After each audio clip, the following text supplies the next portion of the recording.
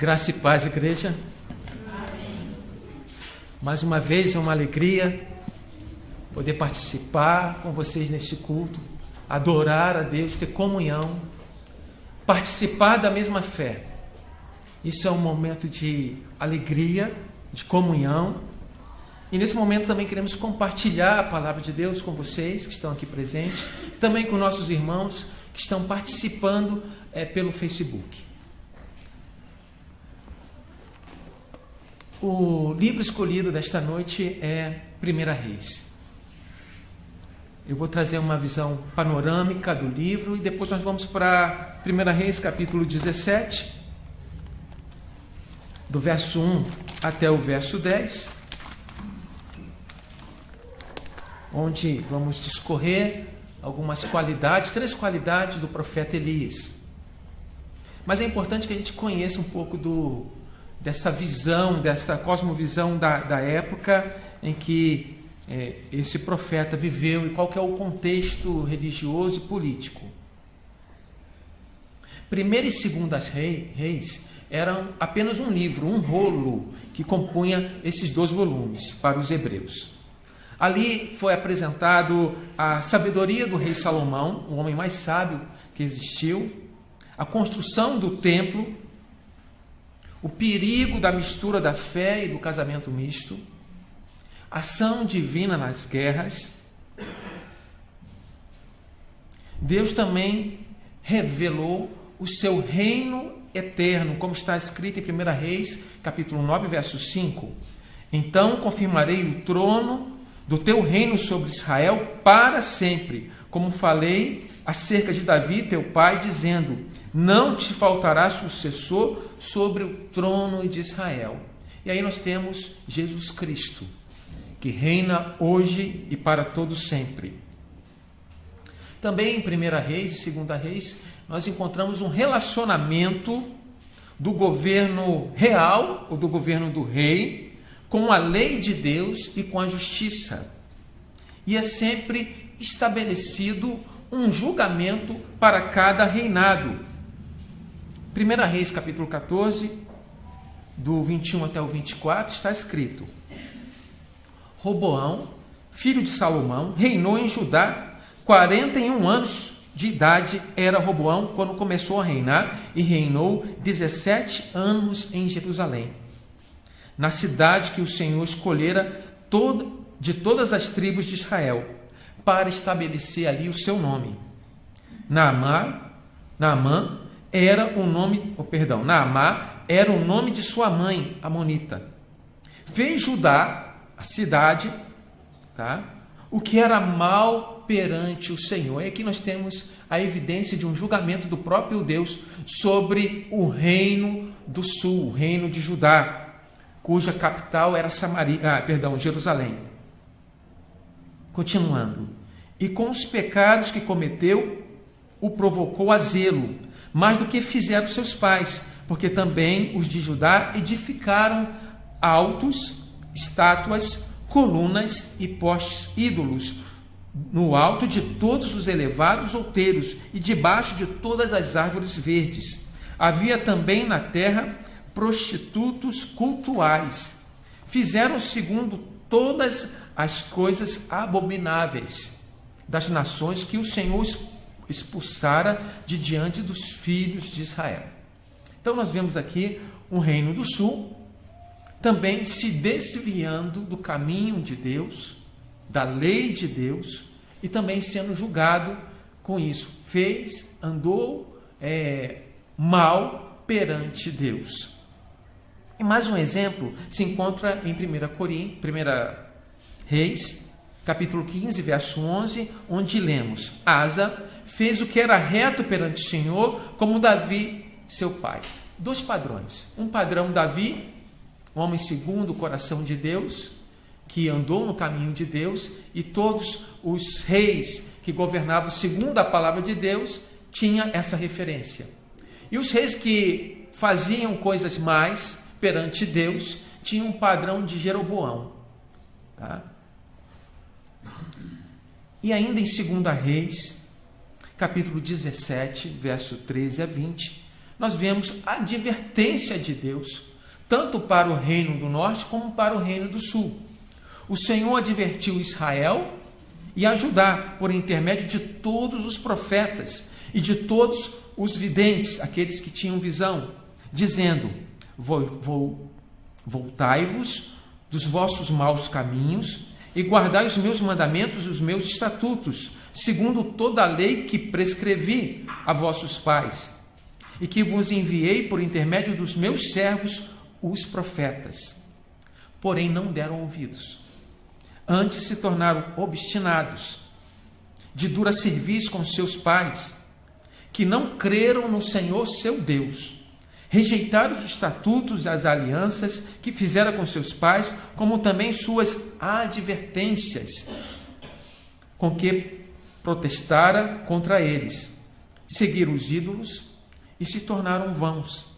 Seguiram as nações que estavam ao redor deles, dos quais o Senhor lhes havia ordenado que não se imitassem. Desprezaram todos os mandamentos do Senhor seu Deus e fizeram para si imagens de fundição, 2 bezerros, fizeram um poste ídolo e adoraram todo o exército do céu e serviram a Baal. Também queimaram seus filhos e suas filhas como sacrifício, deram a prática de adivinhações e criam em agouros. Venderam-se para fazer o que era mal perante o Senhor, para o provocarem a ira. Pelo que o Senhor muito se indignou contra Israel e o afastou de sua presença, e nada mais ficou, senão a tribo de Judá. 722 anos antes de Cristo, um império assírio invadiu Jerusalém e levou as 10 tribos para a Síria. E aí não mais existiu Israel, o reino do norte.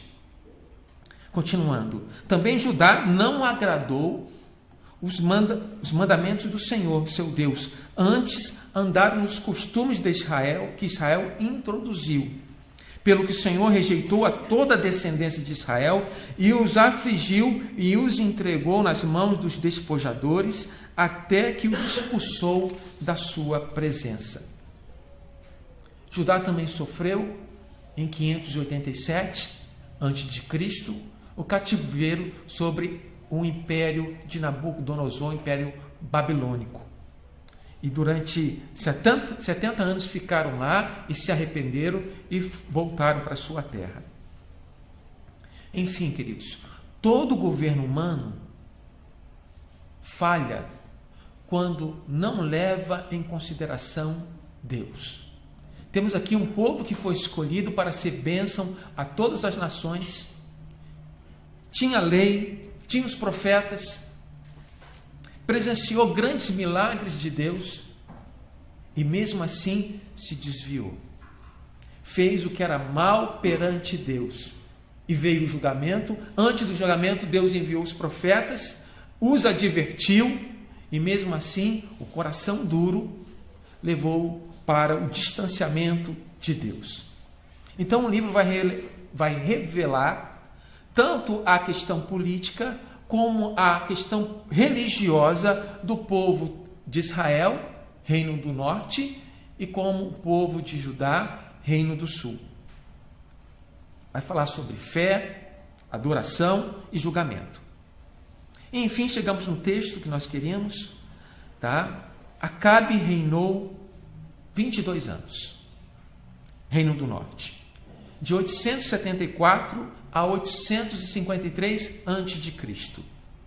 O texto diz o seguinte: Acabe, filho de Onri, começou a reinar sobre Israel no ano 38º de Asa, rei de Judá. Uma referência que eles sempre fazem na questão de tempo.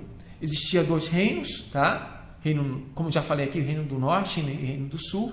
E o escritor sempre faz essa referência e ora ele fala do reino do norte, ora ele fala do reino do sul. Aqui ele está falando do reino do norte. E reinou Acabe, filho de Onri, sobre Israel, em Samaria, que era a capital, 22 anos. Fez Acabe, filho de Onre, o que era mal perante o Senhor, mais do que todos os outros que foram antes dele, como se fora coisa de só menos andar eles em pecados do Jeroboão, filho de Nabate. Tomou também por mulher Jezabel, filha de Etibal, rei dos Sidônios, e foi e serviu a Baal e o adorou. Levantou um altar a Baal, na casa de Baal edificou em Samaria. Também Acabe fez um poste ídolo. Poste ídolo é só vocês imaginarem um obelisco, tá? Uma estátua feita de madeira na época para adorar esses falsos deuses. De maneira que cometeu mais abominações para irritar o Senhor, Deus de Israel, do que todos os reis de Israel que foram antes dele. Em seus dias, Hiel, o betelita, edificou a Jericó. Quando lhe lançou os fundamentos, morreu-lhe Abirrão, seu primogênito.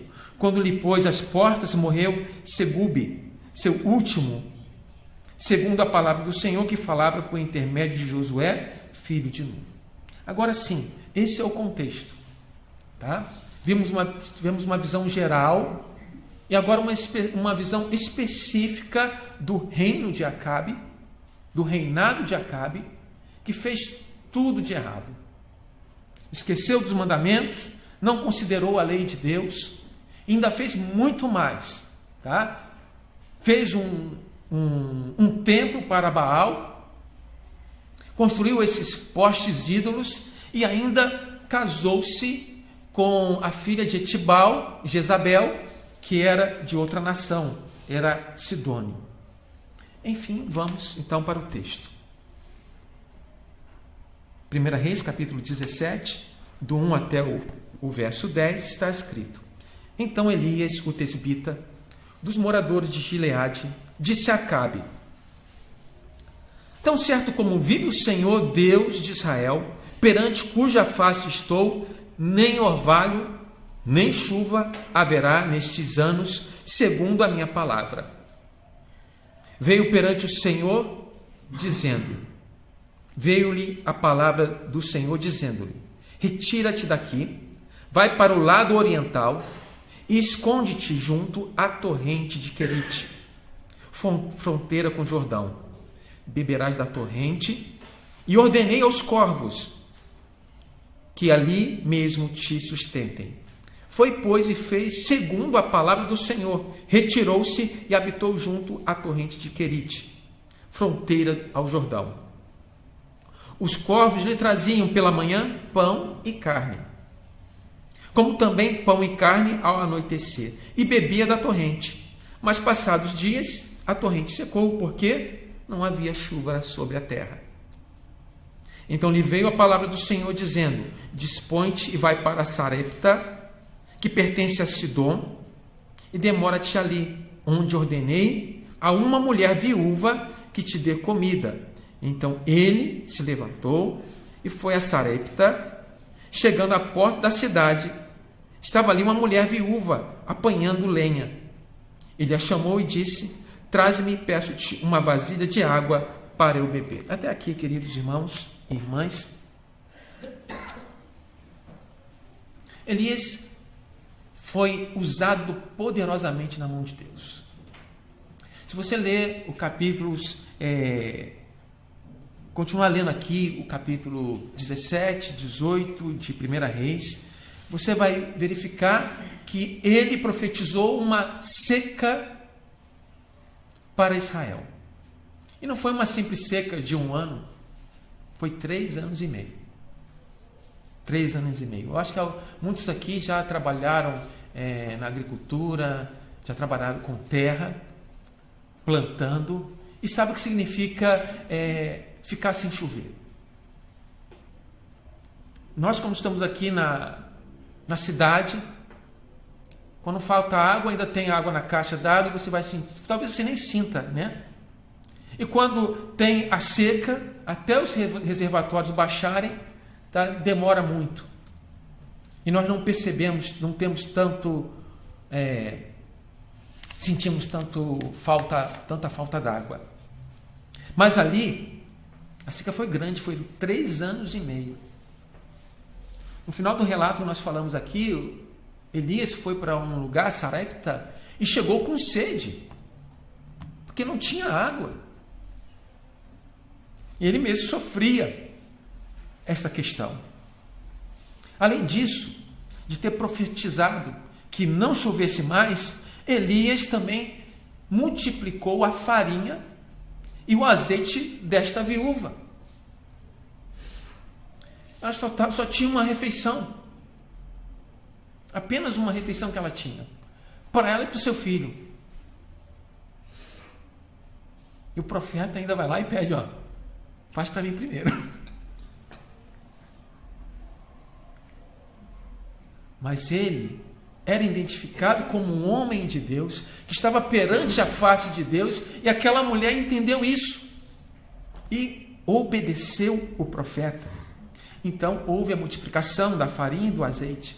Depois seu filho morreu e ele ressuscitou o filho da viúva.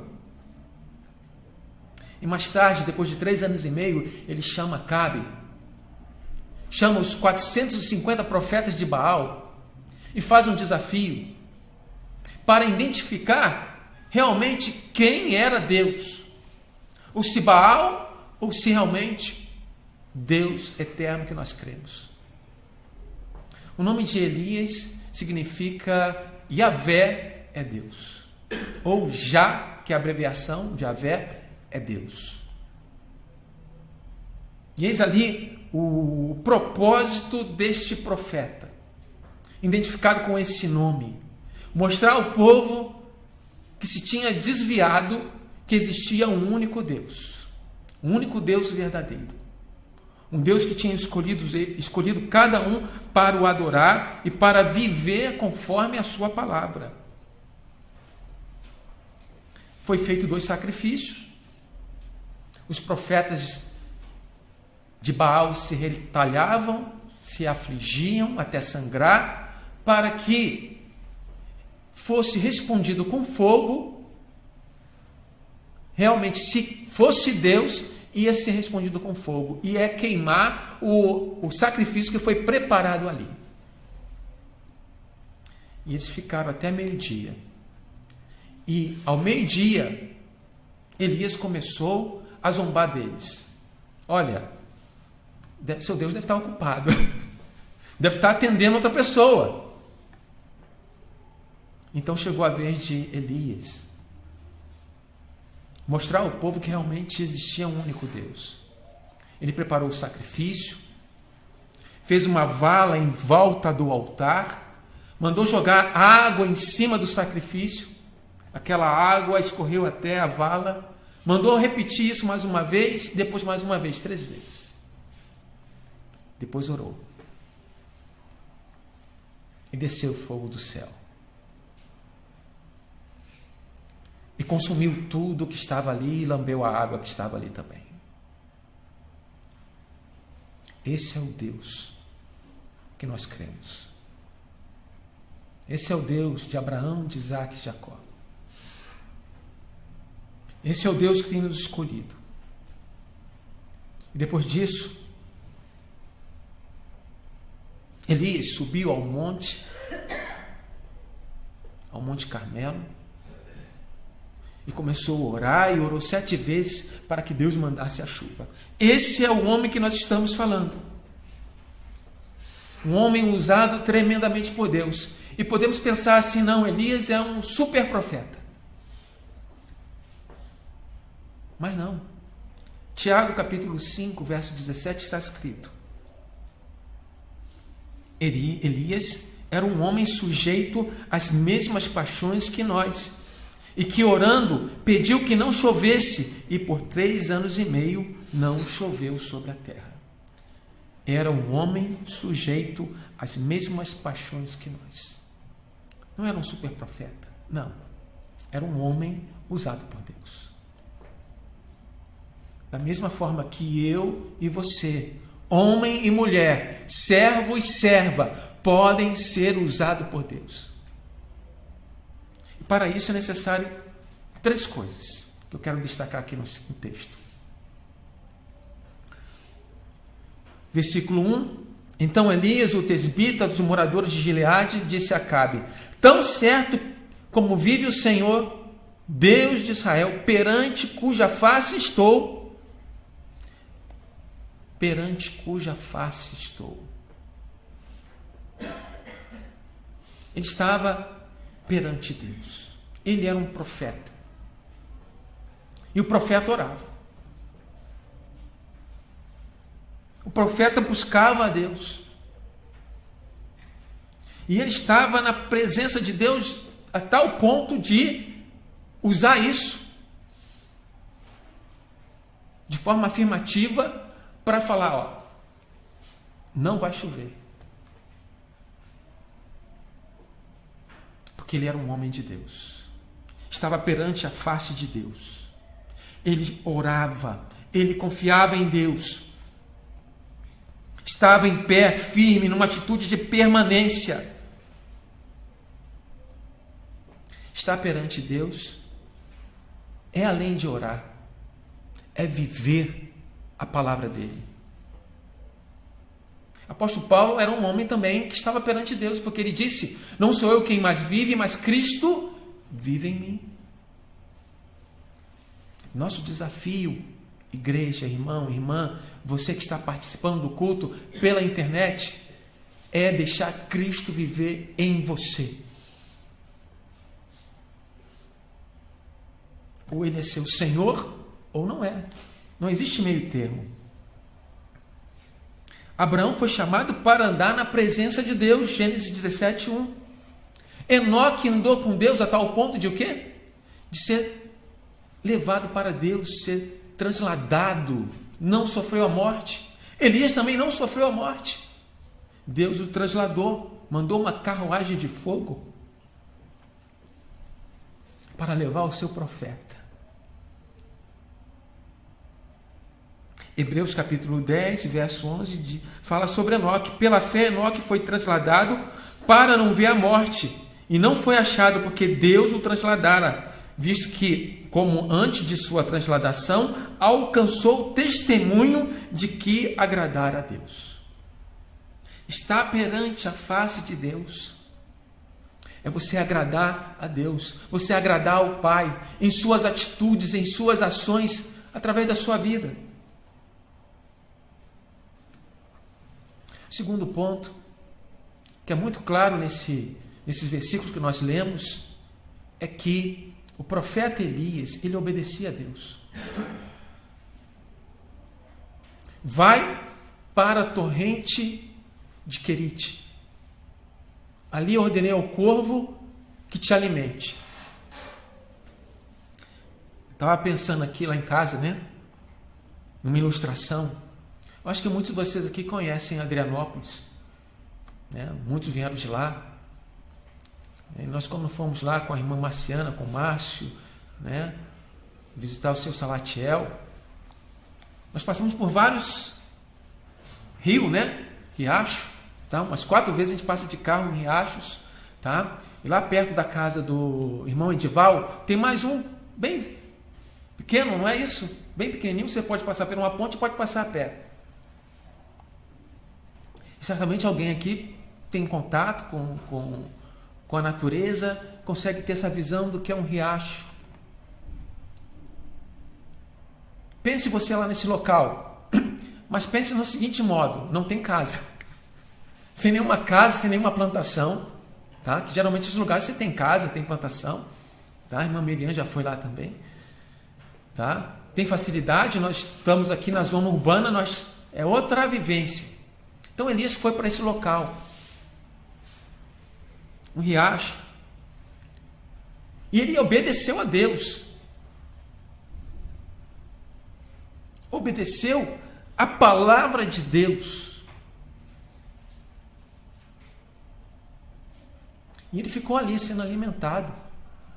O corvo trazia pão na parte da manhã e carne, tá? Como que Deus, né, cuida dos seus escolhidos? Como Deus tem um cuidado por você, meu irmão e minha irmã. Nas mínimas coisas, nós sentimos essa proteção de Deus, esse cuidado de Deus para com as nossas vidas. E às vezes nós não percebemos nem dos livramentos que Deus nos tira.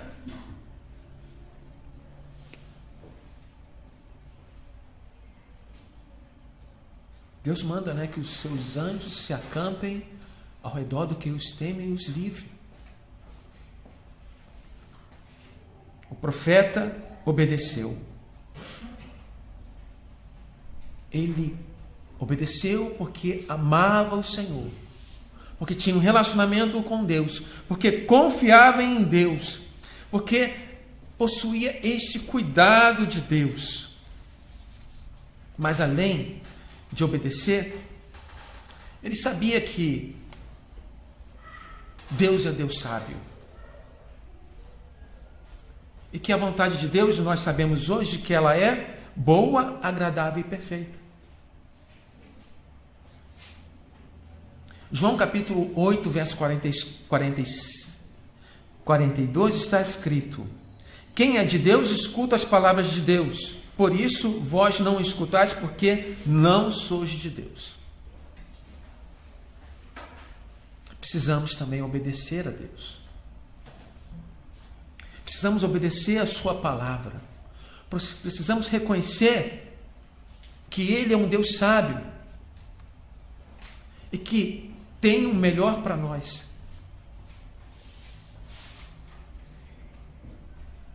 O terceiro ponto que eu quero destacar aqui nesta noite é que Elias dependia de Deus. Deus ordenou que uma viúva o sustentasse. E quando chegou lá, qual era a notícia? Que ela não tinha sustento.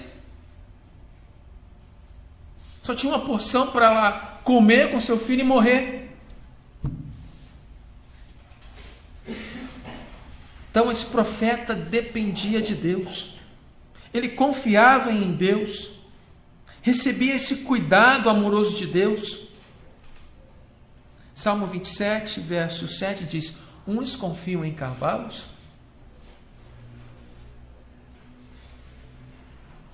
outros, vamos abrir lá, eu esqueci o resto do versículo, em carros, né? Uns confiam em cavalos, outros em carros, eu, porém, confio no nome do Senhor e nele me glorio.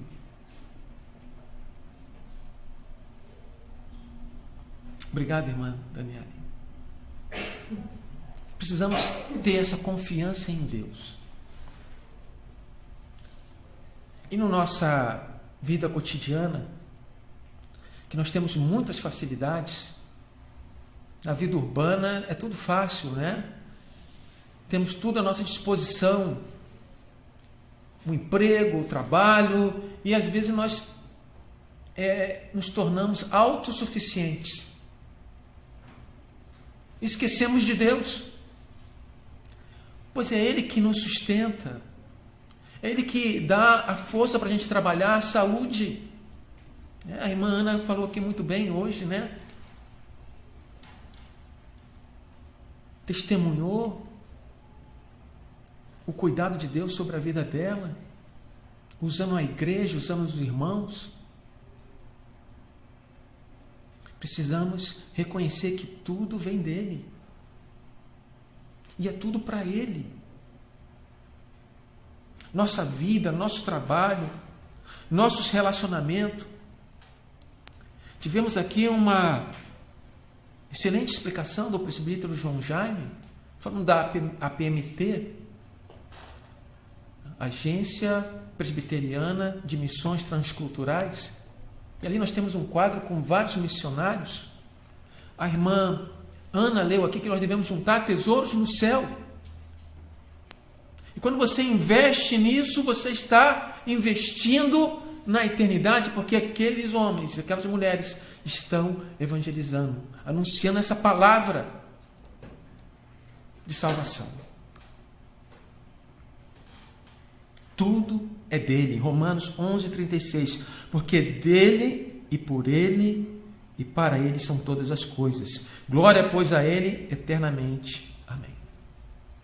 diante desse contexto, desta visão de pecado de um povo que se distanciou de Deus, Deus levanta um homem, um profeta, como nós, mas um profeta que permanecia perante a face de Deus.